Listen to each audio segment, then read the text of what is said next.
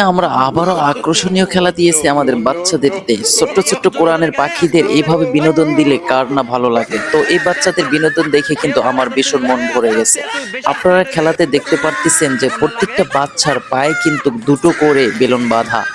এই বাচ্চারা একজন আরেকজনের পায়ে বেলুনগুলো ফাটায় দিবে এবং লাস্ট পর্যন্ত যার পায়ে বেলুন টিকবে সেই কিন্তু আজকের খেলায় জিতবে এবং সেই আজকের খেলায় বড় ধরনের আকর্ষণীয় পুরস্কার পাবে। তো আমরা কিন্তু লক্ষ্য করতেছি অলরেডি অনেক বাচ্চার বেলুন দুটা থেকে একটা হয়ে গেছে, একটা করে বেলুন ফেটে গেছে। একটা বাচ্চার এখনো দেখা যাচ্ছে এই কাছে যে বাচ্চাটা চলে আসছে তারও কিন্তু এখনো দুইটা মানে দুইটা বেলুনই আছে। তো এই দুইটা বেলুনই আছে, দেখা যাচ্ছে এই খেলাতে দুটো বাচ্চার দুটো পায়ে দুটো বেলুন আছে। আজকের এই খেলাতে কে জিততে পারে? তো আমি কিন্তু খেলাটা খুবই দৃষ্টি দিচ্ছি, তো আপনারাও মন দিয়ে দৃষ্টি দিবেন যে এই বেলুন আসলে কে ফাটাতে পারে।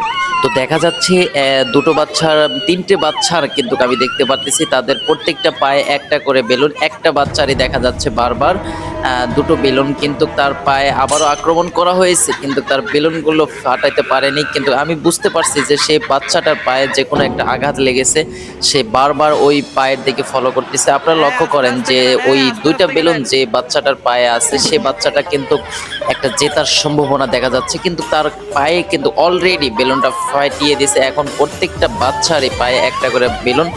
এই দুজনের মধ্যে কে জেতে এমন আকর্ষণীয় মাঝে চলে এসেছে আমাদের খেলাটি যে এই দুজনের মাঝে আসলে কে জিততে পারে।